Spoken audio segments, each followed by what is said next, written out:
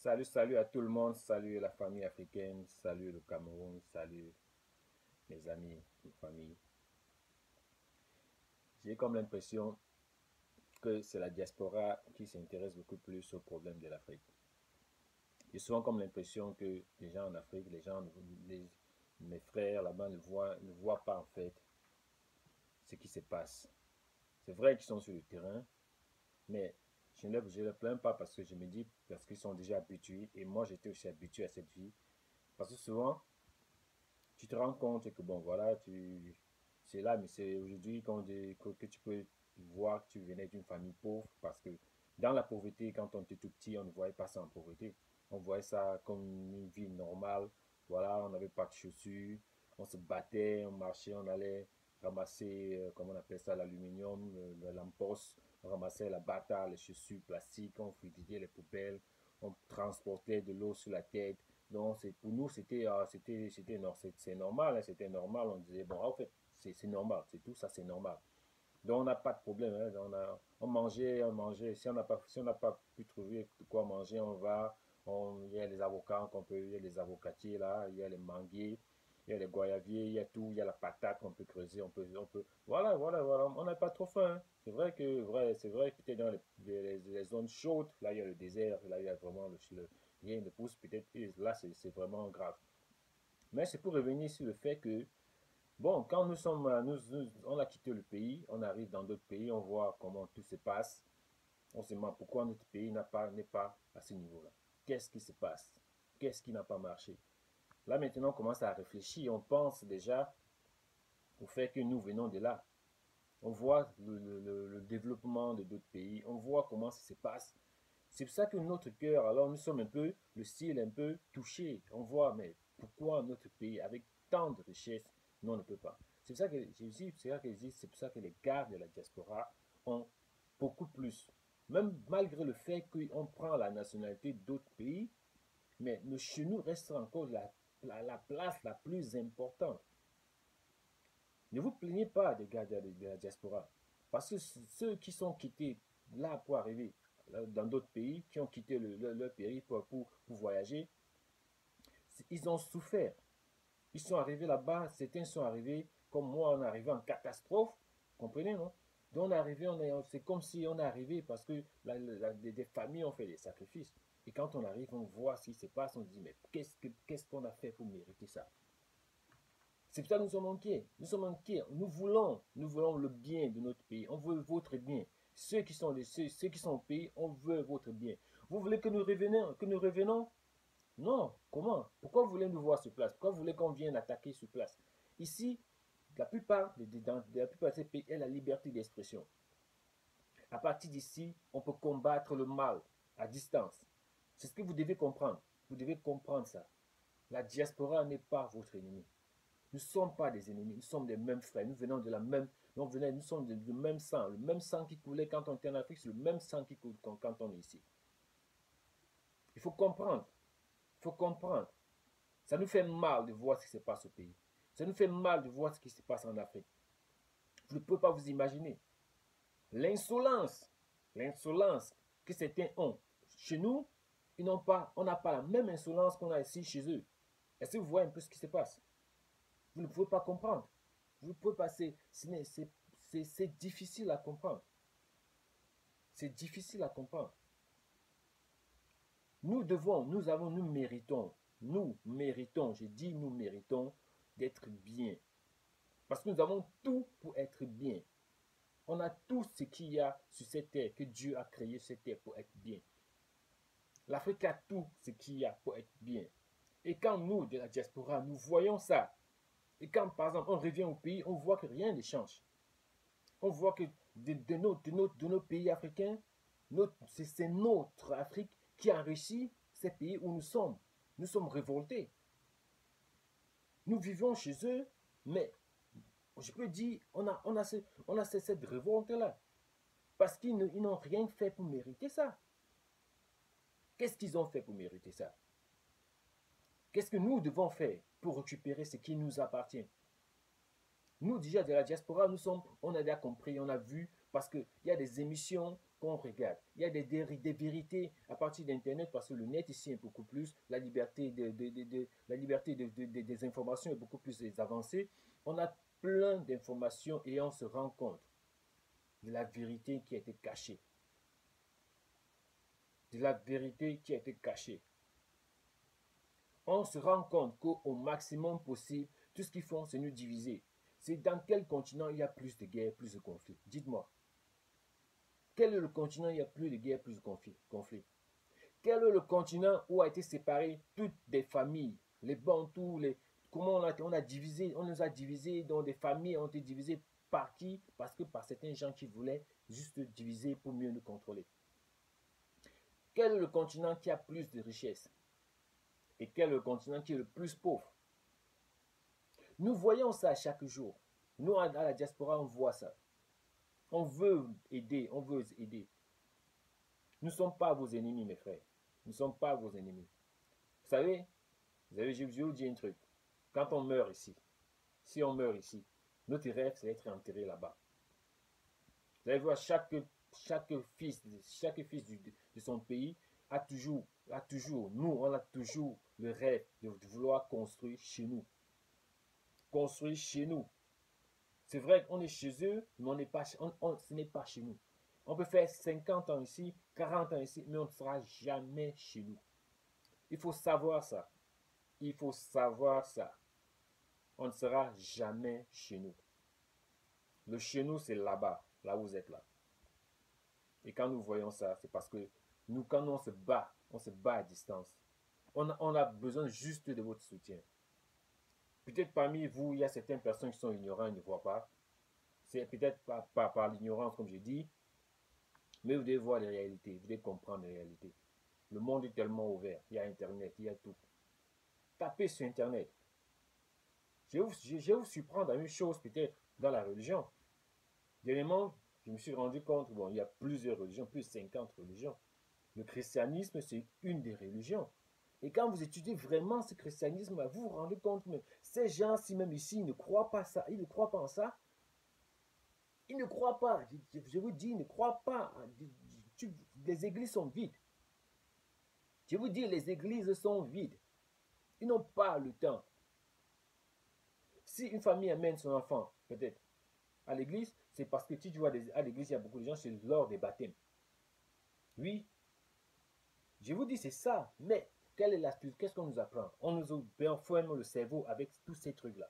On doit apprendre, les Africains, on doit apprendre à se maîtriser, à contrôler nos émotions, à contrôler nos traditions, à diriger nos traditions vers pour nous faire avancer. Voilà, je vous dis, sur Facebook, la plupart des gens, vous savez ce qu'ils font? Ici, dans plusieurs pays, ils sont en train de faire les masterclass. Ils apprennent les trucs scientifiques, les trucs éducatifs, l'histoire de leur pays. Ils parlent des personnes qui ont réussi. Ils donnent des trophées. Voilà, c'est ça. Et en Afrique, qu'est-ce qu'ils ont fait? Quand vous voyez le Facebook des Africains, oh, la danse, les conneries, les histoires, c'est ça le problème. Et j'appelle toutes ces personnes africaines, ces personnes qui ont réussi, ces stars, ces hommes riches, partagez vos expériences. Partageons nos expériences. Montrons aux Africains que tout est possible. Rien n'est encore perdu. Rien n'est encore perdu. Si on regarde bien l'histoire, dans chaque moment, il y avait des pays, des nations, il y avait des personnes, des groupes de personnes qui contrôlaient le monde. Avant, c'était l'Allemagne qui était la première puissance. Après, il y a des époques où la France, il y a des époques où c'est des pays, même la Grèce a contrôlé le monde. Il y a des époques, mais maintenant, on parle des États-Unis, on parle de la Chine, mais le moment de l'Afrique est venu. Actuellement, l'Inde est en train de sortir. L'Inde est en train de sortir. Mais quand l'Inde doit sortir, si l'Inde se présente, vous allez dire, oh voilà, c'est ça. C'est le moment pour nous de montrer aussi. C'est notre moment, c'est l'heure à nous, c'est notre heure pour prouver, pour montrer au monde que nous sommes prêts. Et la jeunesse africaine est prête. La jeunesse africaine est prête à 190%. Combien de scientifiques on a en Europe? Combien de scientifiques on a en Europe? Combien de stars on a en Europe?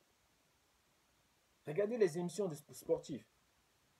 Des champions du monde, des Africains. Plein de champions du monde. En UFC, en course, en ceci, ce sont des Africains. Des grands docteurs, des gens qui créent, ce sont des Africains. Ils travaillent dans les grandes institutions dans le monde. Nous, ils ont juste leur rêve, c'est de faire quelque chose pour l'Afrique. C'est de faire quelque chose, une petite chose pour l'Afrique. Ils ont seulement envie qu'on leur donne seulement un peu la chance de faire quelque chose pour l'Afrique. Oui, c'est ce qu'on a ici. Nous, on a ça là. Là, on a ça là. C'est tout ce qu'on veut, c'est de faire quelque chose pour l'Afrique.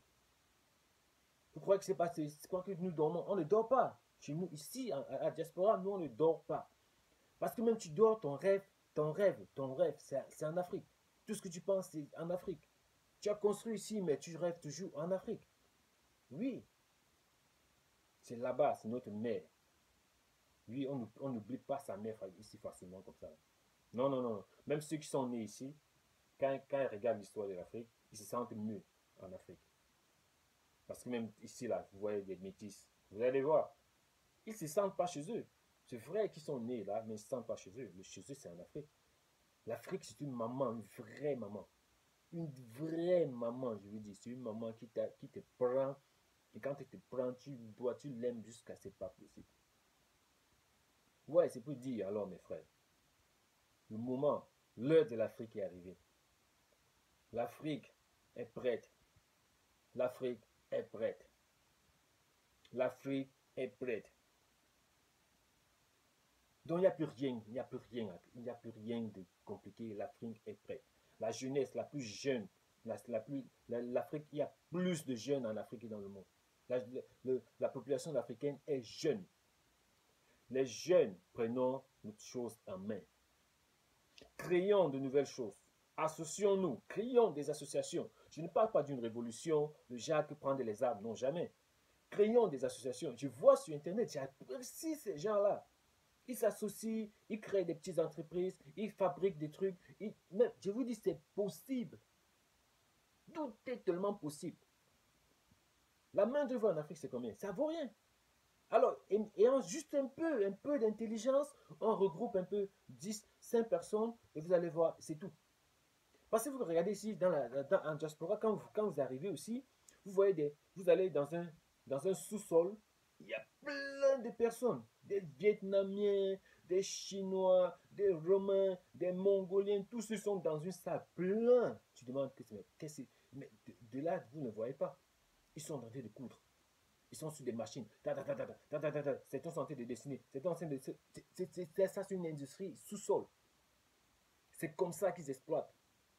Parce qu'ils exploitent. Et c'est comme ça. On a cette main d'œuvre en Afrique. Ça ne va pas loin. Il y a plein de personnes qui sont prêtes à s'asseoir sur des machines.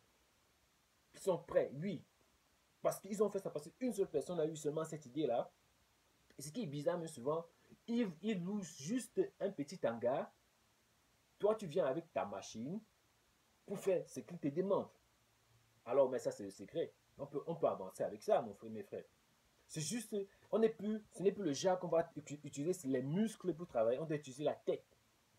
Les Africains doivent apprendre à utiliser leur cerveau pour travailler. On doit apprendre à utiliser nos cerveaux pour travailler. Et quand tu vois, il y a des gars qui dépensent des 2, 3 millions, 5 millions de francs CFA pour aller en Europe. Pour aller tomber prendre la mer, tous ces trucs, l'eau, je ne sais pas, les bateaux là. Avec 5 millions, j'ai dit avec 5 millions, s'il y avait un bon Africain qui pouvait prendre le business à nos frères, ils écrivent un business plan. Si on était associés, si on était unis, si on pouvait travailler en équipe. Ah ouais, quelqu'un a 5 millions, il y a une organisation qui vient, tu as tes 5 millions, on t'arrange ton business bien propre. Même le gouvernement ne devait rien avoir dans ça. Parce que c'est ça, on doit réfléchir. On doit réfléchir. On ne cultive plus à la houe. On ne cultive pas à la houe. Il y a des petites machines là, rapidement, ça passe. Culture industrielle. Sur un champ de 100 mètres carrés, où on pourrait récolter 50 kg, on transforme ce champ de 100 mètres carrés qui peut nous récolter 500 kg. Rien n'est impossible. Rien n'est impossible. Pourquoi ne pas transformer nous-mêmes nos produits africains? Pourquoi on n'est pas transformer nos produits africains? On les emballe dans les paquets, on les envoie là-bas. Pourquoi ils vont venir prendre, transformer et nous renvoyer ça ici. Non, mais je trouve que c'est ça, les Africains doivent apprendre. Le Nigeria a montré, le Ghana montre. Il y a plein de pays qui montrent que c'est possible. Ils font tout chez eux. Oui, c'est possible. C'est trop possible. Nous, ici, on voit ça. La diaspora voit tout ça. Là. Et quand on parle, quand on vous explique, vous trouvez que non, c'est parce que, voilà, on est... Non, mais c'est ça. Combien de personnes, ils ont économisé à la diaspora? Ils sont venus avec une idée banale en Afrique qui a marché. Oui, certaines personnes qui ont vécu à la diaspora, quand ils arrivent en Afrique, ils voient, oh, mais ça c'est possible, oh, là c'est possible, mais ils s'engagent. Ils s'engagent. Que de chercher à faire face, à être en conflit avec les gars de la diaspora, écrivez et demandez quelles sont les idées qui passent là-bas, quelles sont les nouvelles. Parce que même ici, là je suis, vous savez où la plupart des jeunes prennent leurs idées? Ils prennent les idées des États-Unis. Parce que là-bas, il y a beaucoup plus, l'évolution scientifique est là-bas, beaucoup plus. Ils ont créé leur propre Amazon. Ils ont créé, parce que Amazon, tout ce qui se passe à Amazon là-bas, toutes les nouvelles technologies de copier-coller qu'Amazon fait, ils font ça chez eux après un an. On prend le partage des technologies, l'échange des technologies. L'échange des technologies. Pourquoi on va encore continuer à vendre les trucs au sol, les trucs sales? Mais il y a Internet, mais c'est vrai qu'Internet en Afrique, ça ne donne pas. Quand on regarde ici à la diaspora, on voit tout le monde, tout est en ligne. Tout est en ligne. Tout se commande en ligne. Tu veux ceci, tu appelles, le téléphone, il vient, il te nettoie la maison. Tu veux ceci, c'est comme ça que ça se passe, mes frères. L'Afrique peut, l'Afrique est capable, l'Afrique est prête, 190%. Nous, les Africains, nous sommes prêts. La diaspora et vous, nous sommes en diaspora, vous êtes là. Nous sommes une famille, nous sommes les enfants de cette même maman-là. On ne doit pas être en conflit. On doit s'unir. On doit travailler ensemble. Mes frères, on va travailler ensemble. Moi, je suis prêt, parce que la plupart, dans notre association, dans notre groupe de développement personnel, Business Club, le groupe des entrepreneurs, les jeunes entrepreneurs en Afrique, ça sont nos groupes que nous avons sur Internet. Il y a des jeunes qui écrivent, qui proposent. Les gens disent, ouais, on a 100 000 francs. Qu'est-ce qu'on peut faire avec 100 000? Ouais, il y a des business qu'on fait avec 100 000. Il y a plein d'idées avec 100 000 que nous-mêmes, à distance, je regarde, je dis que bon, ok, voilà ceci, voilà. J'étudie, on met la liste des business, on lui donne, et il dit, ah, il nous dit merci. Combien de jeunes, même dans le domaine sportif, combien de jeunes ont réussi à travers nous? Non, nous, on ne veut pas se faire des... On a compris que finalement, on peut réussir même sans avoir besoin du gouvernement. C'est possible. Même sans... Parce qu'un jeune qui économise ses 100 000, il dit que bon, voilà, on a 100 000, voilà ce qu'on va faire. Oui, il y a des gouvernements qui octroient des crédits. On travaille avec des gens qui voulaient créer un poulailler. On a travaillé, ils ont commencé et ils ont eu un crédit du gouvernement. Tous les gouvernements ne sont pas mauvais, mais c'est que aussi, apprenons aussi à faire confiance au gouvernement. Si vous ne faites pas confiance au gouvernement, on ne doit pas avancer. Faites confiance à vos gouvernements déjà sur place. Parce que imaginez-vous, vous travaillez avec des gens qui sont là pour vous, et vous les piquez chaque fois, vous ne faites pas ça. Mais vous savez, il y a des avantages que certaines personnes ont, juste parce qu'ils ont allé demander, parce que tu ne cherches pas, tu ne dois pas trouver. Mais certains ne se battent même pas pour aller chercher, mais ils se disent que ce n'est pas possible. Ils se disent que le gouvernement ne peut pas investir dans le projet, ne peuvent pas les faire des prêts, ne peuvent pas. C'est la partie de là que vous tombez dans votre propre piège. C'est là que vous tombez dans vos propres pièges. Allez demander avant qu'on refuse. Il y a des gens, il y a des personnes en Afrique, je connais, ils ont l'argent, mais ils n'ont pas d'idée. Vous êtes jeunes, la génération africaine, nous sommes jeunes. Nous sommes à la diaspora, nous sommes jeunes. On a plein d'idées. Vous êtes là, vous êtes jeunes, vous avez la main d'œuvre, vous avez aussi des idées. Mais il y a des gens qui ont l'argent, mais ne savent pas quoi faire avec l'argent.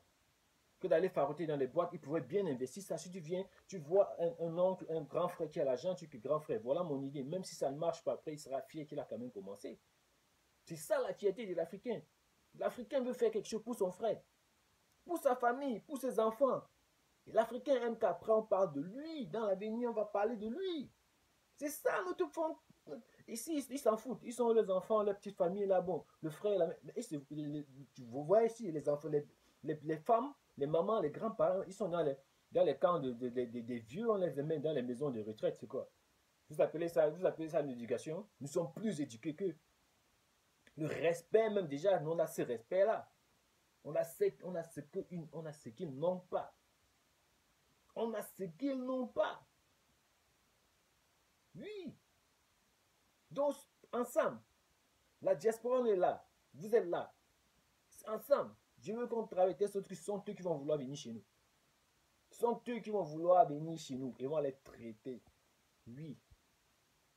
On va les traiter aussi. Ils vont comprendre. Vous comprenez? Ils vont comprendre. Alors mes frères, passez le message au maximum. Nous ne sommes pas des ennemis, nous sommes une famille, nous sommes les enfants d'une même maman. La maman là s'appelle l'Afrique, la mère Afrique. Le moment est venu pour les Africains de prendre le devant. Malgré tout ce qui nous arrive, ça nous rend seulement forts. On est face à une situation. Arrêtez, arrêtez les conflits. Nous sommes une famille, on nous a seulement divisés. Ça ne veut pas dire que nous sommes devenus des ennemis. Arrêtez, associons-nous. Associons-nous, nous sommes tous les enfants d'une même maman. Et je répète encore, que Dieu nous garde. Tout est encore possible. Tout est possible, mon frère. L'Afrique, c'est la nouvelle puissance. C'est la nouvelle puissance. C'est le nouveau Eldorado. C'est la mère patrie. Portez-vous bien, mes frères.